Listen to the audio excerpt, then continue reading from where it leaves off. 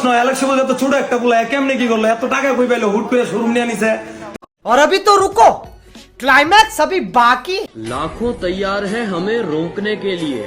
উফ, বুঝলাম না বাংলাদেশে যখন সকল টিকটকাররা বিজনেসম্যান হয়ে যেতেছে। হ্যাঁ, কেউ কেউ দিতেছে চুলের দোকান, মানে সে নাপিত হয়ে যেতেছে, আবার কেউ কেউ এখন জুতার দোকান দিয়া জুতার বিজনেসম্যান হয়ে যেতেছে। বা ভালোই তো, কিন্তু সমস্যা হইতেছে তারা যে এগুলা করতেছে, তাহলে তারা টিকটক করবে কিভাবে? আর টিকটক না করলে তাদের এই সকল ছাপরি ভিডিও আমরা কোথায় পাবো, আর আমরা কিভাবে বিনোদন পাবো?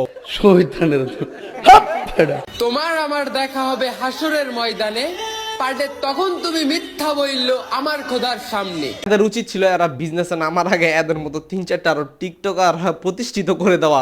আচ্ছা,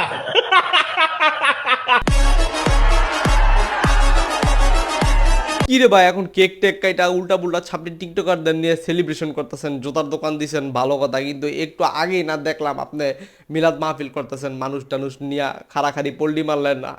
बुरा लगता है भाई, आप लोग भी जानते हो यार।